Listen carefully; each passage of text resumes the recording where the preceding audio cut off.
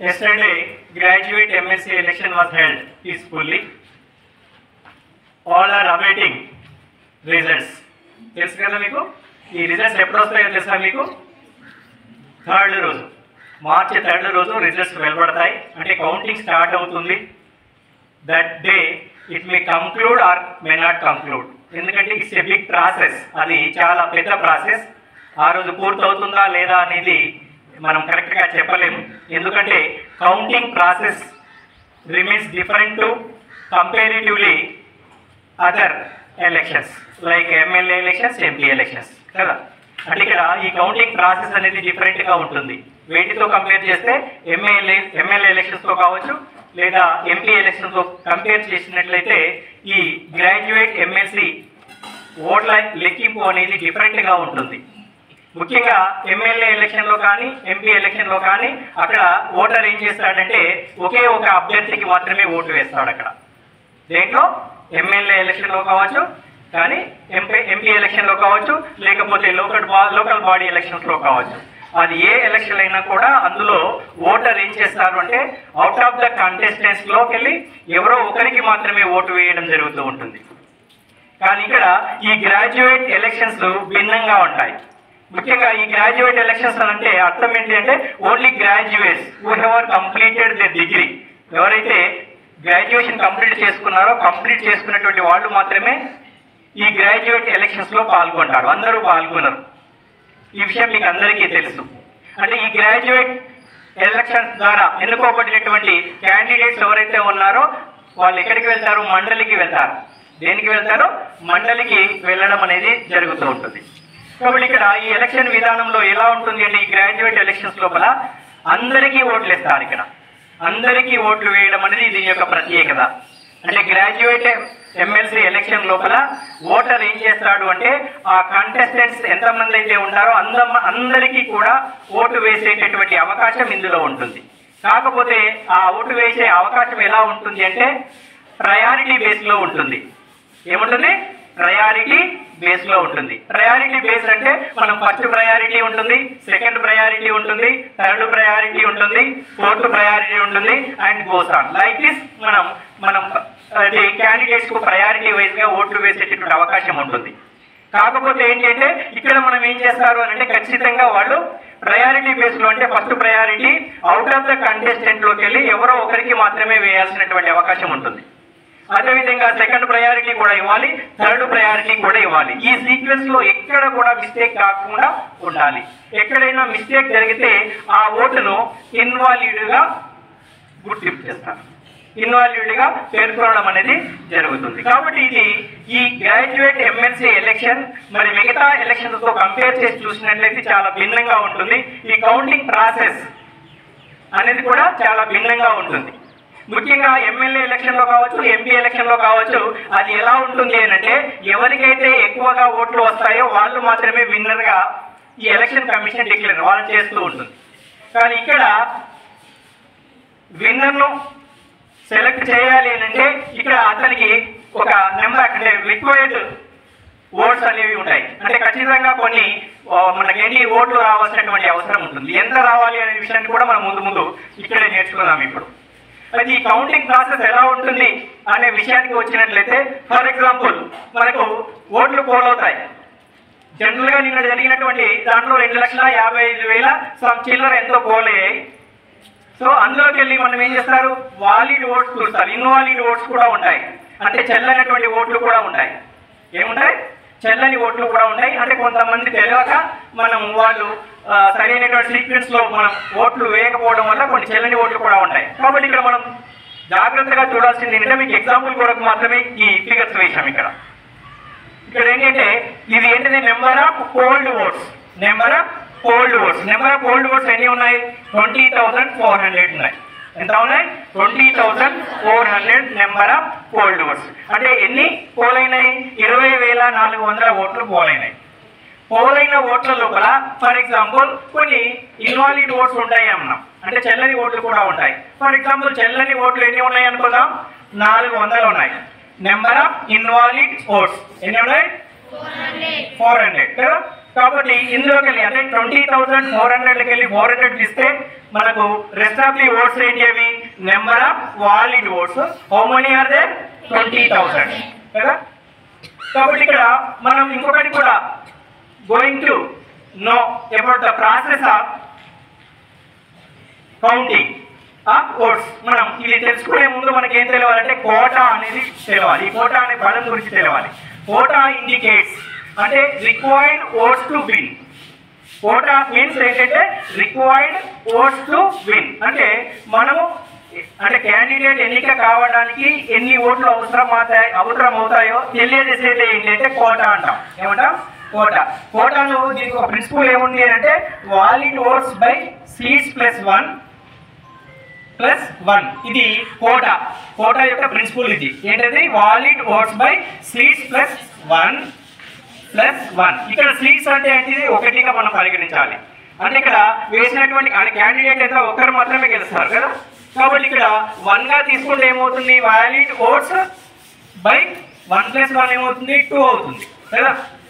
కాబట్టి 2 + 1 అంటే nothing but ఏంటి అంటే 50% ఆఫ్ వాలిడ్ ఓట్స్ +1 అని అర్థం. అర్థమైంది కదా ఇక్కడ. అంటే 50% ఓట్లు అంటే 20,000 లోపల 50% ఎంత అవుతుంది చెప్పండి 10,000 అవుతుంది కదా.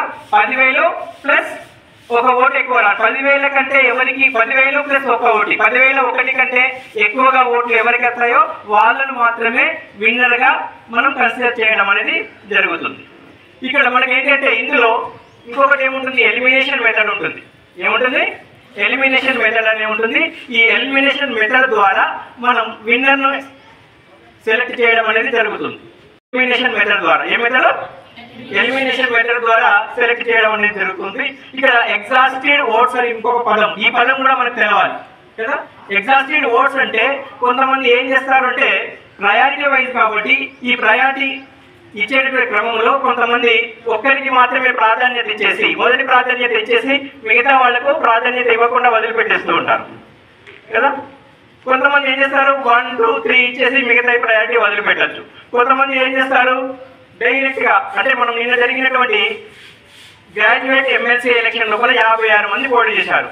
ఓపిక ఉన్నటువంటి వ్యక్తులు ఏం చేస్తారంటే 1, 2, 3, 4, 5 ఇలా ప్రయారిటీ అప్ టు 56 వరకు కూడా ఇచ్చేటువంటి అవకాశం ఉంది. ఓపిక ఉన్నటువంటి వాళ్ళు ఇచ్చేటట్టు ఇస్తారు కూడా కదా. అలాగే మనకి ఇక్కడ ఏంటిది ఏంటంటే 4 మాత్రం క్యాండిడేట్స్ ఉన్నారు అనుకున్నాం. For example how many are there are 4 contestants ఇక్కడ PQRS అంటే P అనే క్యాండిడేట్ ఒకరు, Q అనే క్యాండిడేట్ ఒకరు, R అనే క్యాండిడేట్ ఒకరు, S అనే క్యాండిడేట్ ఒకరు కదా. ఇక్కడ మనకి ఏంటి అంటే మనకు కౌంటింగ్ చేసేటటువంటి సందర్భంలో ఫస్ట్ ప్రయారిటీ ఇచ్చినటువంటి వాళ్ళలో ఫస్ట్ ప్రయారిటీ ఎలక్షన్ మనం ఓట్స్ ఏవైతే ఉంటాయో వాటిని మాత్రమే క్యాల్కులేట్ చేస్తారు, కౌంటింగ్ చేస్తారు కదా. చేసేటటువంటి క్రమంలో పీకి అంటే పి అనే క్యాండిడేట్కు ఎన్ని వచ్చినాయి 2600 ఓట్స్ వచ్చినాయి. ఎంత వచ్చినాయి 2600 ఓట్స్ వచ్చినాయి. అదేవిధంగా క్యూ అనే క్యాండిడేట్కు ఎంత వచ్చినాయి 8000. ఆర్ అనే క్యాండిడేట్కి ఎన్ని వచ్చినాయి 5200. ఎస్ అనే క్యాండిడేట్కి ఎంత వచ్చినాయి 4200. అంటే మామూలుగా జనరల్ ఎలక్షన్లోనైతే ఏం చేస్తారు ఇందులో ఎవరికి ఎక్కువగా ఓట్లు వస్తాయో వాళ్ళను మాత్రమే ఏం చేస్తారు ఎన్నిక కాబడినటువంటి వ్యక్తిగా గుర్తిస్తారు కదా. ఎలక్షన్ కమిషన్ ఏం చేస్తుంది డిక్లేర్ చేస్తుంది. దాని ప్రకారం చూస్తే ఇక్కడ ఎవరు విన్నర్ మరి క్యూ. ఎందుకు అంటే ఇక్కడ 8000 ఓట్లు వచ్చినాయి. కానీ ఇతన్ని ఈ గ్రాడ్యుయేట్ ఎమ్మెల్సీ ఎలక్షన్ లోపల ఇతన్ని మనం ఎందుకు అంటే విన్నర్ గా డిక్లేర్ చేయరు. ఎందుకు చేయరు అని అంటే ఇతనికి రావాల్సినటువంటి అంటే ఓట్లు అంటే విన్నర్ కు రావాల్సినటువంటి ఓట్లు ఎన్ని ఉండాలి 10,001 రావాలి. అంటే అకార్డింగ్ టు కోటా ఎన్ని రావాలి 10,001 ఓటు వస్తేనే అతన్ని విన్నర్ గా ఎలక్ట్ చేస్తారు. కాకపోతే ఇక్కడ ఎవరికి కూడా ఈ 4 కాంటెస్టెంట్ లో among the 4 contestants no one has got 10,001 votes కదా. 10,001 ఓట్లు ఎవరికి రాలేదు. కాబట్టి ఇక్కడ వీళ్ళు ఎవరిని కూడా విన్నర్ గా డిక్లేర్ చేయరు. అయితే మనకి ఇక్కడ ఏ ప్రాసెస్ ఉందన్నాం ఎలిమినేషన్ ప్రాసెస్ ఉంది అని అన్నాం. ఈ ఎలిమినేషన్ ప్రాసెస్ లో ఏం చేస్తారంటే ఈ 4 లోపల ఎవరికి ఫస్ట్ ప్రాధాన్యత ఓట్లు ఫస్ట్ ప్రిఫరెన్షియల్ ఓట్లు ఎవరికైతే తక్కువగా వచ్చాయో తక్కువగా వచ్చినటువంటి క్యాండిడేట్ ని ఏం చేస్తారు అంటే తొలగించేస్తారు, ఎలిమినేట్ చేస్తారు. అంటే ఇక్కడ ఎవరు ఎలిమినేట్ అవుతారు? ఎవరు? పి అనే క్యాండిడేట్. ఎందుకు పి ఎలిమినేట్ అవుతాడు? ఇతనికి చాలా తక్కువగా, అంటే మిగతా ముగ్గురితో కంపేర్ చేసినట్లయితే ఈ పి అనేటటువంటి క్యాండిడేట్కు 2600 అంటే చాలా తక్కువగా ఓట్లు వచ్చాయి కాబట్టి ఇతన్ని ఎలిమినేట్ చేయడం అనేది జరుగుతూ ఉంటుంది.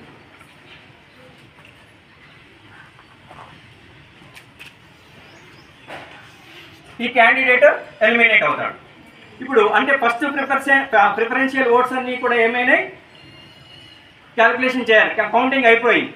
కాకపోతే ఇక్కడ ఎవరు విన్నరు అనేటటువంటిది మనకు తేలలేదు. మరి నెక్స్ట్ ఏం చేస్తారు? ఇక్కడ ఇతన్ని ఎలిమినేట్ చేస్తారు. ఎలిమినేట్ చేసిన తర్వాత ఏం చేస్తారు అంటే మళ్ళీ ఈ ముగ్గురిని మాత్రమే పరిగణలోకి తీసుకొని ఇతనికి వచ్చినటువంటిది, ఇతని బ్యాలెట్ పేపర్స్ ఎన్ని ఉంటాయి? 2600 బ్యాలెట్ పేపర్స్ ఉంటాయి. సో ఈ 2600 బ్యాలెట్ పేపర్లో కొన్ని ఎగ్జాస్టెడ్ ఓట్స్ అనేవి ఉంటాయి. ఏముంటాయి? ఎగ్జాస్టెడ్ ఓట్స్ అంటే ఏంటి అంటే కేవలం ఇతనికి మాత్రమే ఫస్ట్ ప్రయారిటీ ఓటు వేసి, కేవలం పీకి మాత్రమే ఫస్ట్ ప్రయారిటీ ఓటు వేసి ఊరుకుంటారు కొంతమంది కదా. వేయొచ్చు, వేయకపోవచ్చు. కేవలం ఇతనికి ఏం చేశారు? ఫస్ట్ ప్రయారిటీ ఓటు వేశారు, వదిలేశారు. అంటే ఈ 2600 మంది లోపల 100 మంది అంటే 100 ఓట్లు ఎగ్జాస్ట్ అయినాయి. ఈ 2600 లోపల how many votes exhausted? 100 votes exhaust అయినాయి. అంటే రిమైనింగ్ ఎన్ని ఉంటాయి చెప్పండి? 2500 ఓట్స్ ఉంటాయి కదా. ఈ 2500 ఆ బ్యాలెట్ పేపర్లలో కొంతమందికి సెకండ్ ప్రయారిటీ ఉంటుంది కదా. అంటే 2500 ఓట్లలో ఈ క్యూకు ఎన్ని వచ్చినాయి, ఆర్కి ఎన్ని వచ్చినాయి, ఎస్కి ఎన్ని వచ్చినాయి అనేది పరిగణలో కౌంటింగ్ చేస్తారు అక్కడ. అంటే సెకండ్ ప్రయారిటీ ఓటు అంటే ఇతనికి వేసినటువంటి వాళ్ళందరూ ఇతనికి సెకండ్ ప్రయారిటీ ఇవ్వచ్చు, ఇతనికి సెకండ్ ప్రయారిటీ ఇవ్వచ్చు, ఇతనికి కూడా సెకండ్ ప్రయారిటీ ఇవ్వచ్చు. కాబట్టి అదేవిధంగా ఈ 2500 ఓట్లను ఏం చేస్తారు? ఈ ముగ్గురికి పంచడం జరుగుతుంది. ఎలా పంచుతారు అంటే వాళ్లకు సెకండ్ ప్రయారిటీ ఓట్లు ఈ 2500లో ఎన్ని ఉన్నాయో లెక్కలోకి తీసుకొని ఇవి కలపడం అనేది జరుగుతుంది. అంటే ఆ లెక్క ప్రకారం ఫర్ ఎగ్జాంపుల్ 150 మంది అంటే అవుట్ ఆఫ్ 2500 లోపల 150 మెంబర్స్ ఈ క్యూకు సెకండ్ ప్రయారిటీ ఇచ్చారు. అదేవిధంగా మనకు 550 ఓటర్స్ ఏం చేశారు? ఈ ఆర్కు సెకండ్ ప్రయారిటీ ఇచ్చారు. అదేవిధంగా 1800 ఓటర్స్ ఏం చేశారు? ఈ ఎస్కు సెకండ్ ప్రయారిటీ ఇచ్చారు. ఎవరి ఓట్లలో ఇచ్చారు?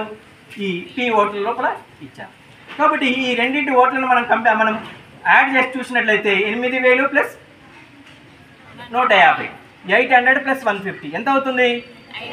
8150.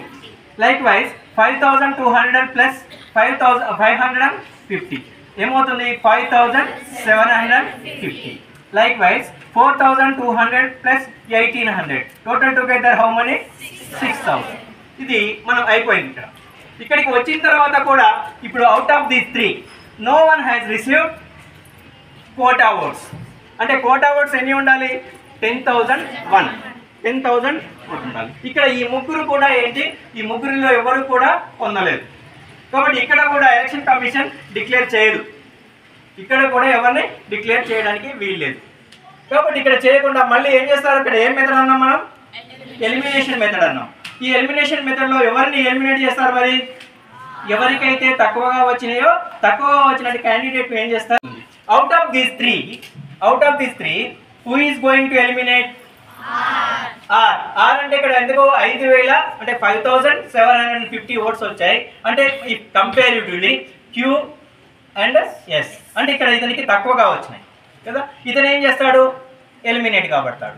అయితే మళ్ళీ మనకి ఇక్కడ పోటీలో ఎవరున్నట్టు? ఇక్కడ ఇద్దరు అంటే కౌంటింగ్లో చూసినట్లయితే క్యూ ఉంటాడు, అయితే ఇతను ఆర్ ఏమవుతాడు? ఎలిమినేట్ అవుతాడు. అదేవిధంగా ఇక్కడ క్యూ, ఇక్కడ ఏముంది? ఎస్ ఉంది. ఇక్కడ క్యూ ఎస్. ఇక్కడ మనకు ఇది ఎలిమినేట్ అయిపోయాడు. మళ్ళీ ఇక్కడ ఎలిమినేట్ అయిపోయిన తర్వాత మళ్ళీ ఏం చేస్తారు అని అంటే ఇక్కడ ఈ ఆర్కు ఉన్నటువంటి ఫస్ట్ ప్రయారిటీ ఓట్స్ ఉన్నాయి కదా. How many there? 5205 first priority ఉన్నటువంటి ఓట్లు ఉంటాయి కదా. ఈ ఫస్ట్ ప్రయారిటీ ఉన్నటువంటి దాంట్లో ఇతనికి కూడా ఇక్కడ కూడా ఏం చేస్తారు? కొంతమంది ఇతనికి మాత్రమే ఫస్ట్ ప్రయారిటీ ఇచ్చి వదిలిపెట్టేయచ్చు. కొంతమంది ఇతనికి ఫస్ట్ ప్రయారిటీ ఇచ్చి మిగతా వాళ్ళకు కూడా సెకండ్ థర్డ్ ప్రయారిటీ ఇచ్చే అవకాశం ఉంటుంది. కాబట్టి ఇక్కడ కూడా మనము ఎగ్జాస్టెడ్ ఓట్స్ అంటే 5200లోకి వెళ్ళి ఒక 400 మనం తీసేసినాం అనుకుందాం. అంటే ఇందులో 400 మాత్రమే ఫస్ట్ ప్రయారిటీ ఇచ్చారు, సెకండ్ ప్రయారిటీ ఓటు వేయలేదు వాళ్ళు. కాబట్టి ఇక్కడ ఇంతవరకు ఫస్ట్ ప్రయారిటీ ఇచ్చారు, 6కు మాత్రమే ఇచ్చారు. కాబట్టి వాళ్ళని తీసేస్తే ఈ 5200కి వెళ్ళి 400 తీసేస్తే ఎంత ఉంటున్నారు? 4800 ఉంటారు. 4800 ఏదైతే ఉంటుందో ఆ 4800 లోపల ఎవరికి ఉండొచ్చు? సెకండ్ ప్రయారిటీ క్యూకి ఇవ్వచ్చు, అదేవిధంగా ఎస్కు కూడా ఇవ్వచ్చు. అయితే ఇలా ఎన్ని వచ్చినాయి? ఈ 4800 లోపల 1000 ఏమో క్యూకి వచ్చినాయి, అదేవిధంగా ఎస్కి ఏమో 3800. కరెక్ట్ వచ్చిందా? 1000 + 3800 4800 వచ్చిందా? ఇలా సెకండ్ ప్రయారిటీ ఓట్స్ ఇది ఎక్కడ ఎవరికి వచ్చినటువంటి, ఎవరి దాంట్లో వచ్చినటువంటి? 6 దాంట్లో. అంటే 6కు ఫస్ట్ ప్రయారిటీ ఇస్తూ కొంతమంది ఏం చేశారు అంటే కేవలం ఫస్ట్ ప్రయారిటీ ఎక్కువగా ఇచ్చింది 400 మందికి ఇచ్చారు, 400 ఇతనికి ఇచ్చారు 400 మంది. అదేవిధంగా మిగతా కొంతమంది ఏం చేశారు అంటే ఇతనికి ఓటు వేస్తూ 6కు ఫస్ట్ ప్రయారిటీ ఇస్తూ ఏం చేశారు? క్యూకు సెకండ్ ప్రయారిటీ ఇచ్చారు. ఎంతమంది ఇచ్చారు? 1000 మెంబర్స్ ఇచ్చారు. అదేవిధంగా ఎస్కి ఎంతమంది ఇచ్చారు? 3800 కదా. ఈ రెండింటిని చూడండి ఇక్కడ మనం, ఈ రెండింటిని చూస్తే ఏమవుతుంది? 8150 ప్లస్ ఇక్కడ ఏమవుతుంది? 100, 9150. అవునా? అదేవిధంగా ఇక్కడ చూస్తే ఏమవుతుంది? 6000 ప్లస్ 3800. సో మొత్తం ఎంత అవుతుంది? 9800. ఇక్కడ క్యూ అండ్ ఎస్ అనేది ఉంది కదా, క్యూ అండ్ ఎస్ అనేది వాళ్ళు ఉన్నారు అనుకున్నాం. ఇక్కడ కూడా మనము డిక్లేర్ చేయడానికి వీల్లేదు. ఎందుకు వీల్లేదు? నో వన్ హ్యాస్ కోటా కదా. అంటే ఈ క్యూకు కోటా ఓట్స్ రాలేదు, అదేవిధంగా ఎస్కు కూడా కోటా అంటే రిక్వైర్డ్ ఓట్స్ రాలేదు. ఎన్ని రిక్వైర్డ్ ఓట్స్ రావాలి? 10,001 రావాలి. 10,001 వస్తేనే ఏమవుతుంది? గెలిచినట్టు. ఇక్కడ కూడా రాలేదు. కాకపోతే ఇక్కడ ఈ సెకండ్ ప్రయారిటీ ఓట్లు ఎన్ని ఉన్నాయి? 550 ఉన్నాయి. ఎన్ని ఉన్నాయి? 550 సెకండ్ ప్రయారిటీ ఉంది కదా.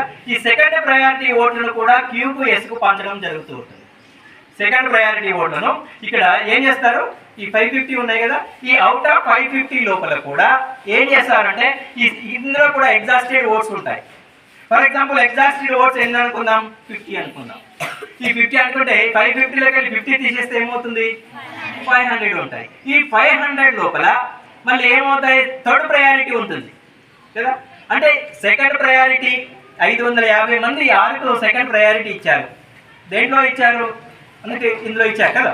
అప్పుడు దీంట్లోకి వెళ్ళి 500 ఏదైతే ఉందో ఈ 500లో 50 కేవలం ఈయనకు మాత్రమే ఇచ్చారు, ఇంకొక 500 ఉన్నాయి. అంటే థర్డ్ ప్రయారిటీ ఉంటుంది కదా.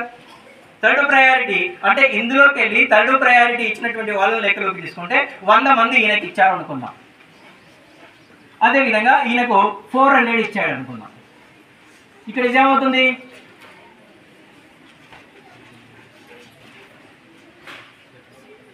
10,200. ఇక్కడ ఈయనకు 100 ఇచ్చాం కాబట్టి ఇదేమవుతుంది? 9,250 కదా. వీళ్ళకి వచ్చినటువంటి ఓట్లు. అంటే ఇందులో ఎవరు విన్నరు? S winner. ఎస్ ఎలా విన్నర్ అయిండు అంటే ఈయనకు కోటా కంటే ఎక్కువగా ఓట్లు వచ్చినాయి. కోటా అంటే ఏంటిది? ఆయనకు రిక్వైర్మెంట్ ఓట్లు ఏంటి అంటే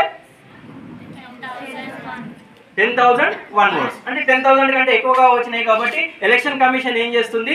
ఇతన్ని విన్నర్గా డిక్లేర్ చేయడం అనేది జరుగుతుంటుంది. అంటే ఈ విధంగా కౌంటింగ్ ప్రాసెస్ అనేది డిఫరెంట్గా ఉంటుంది మిగతా వాటితో కంపేర్ చేస్తే.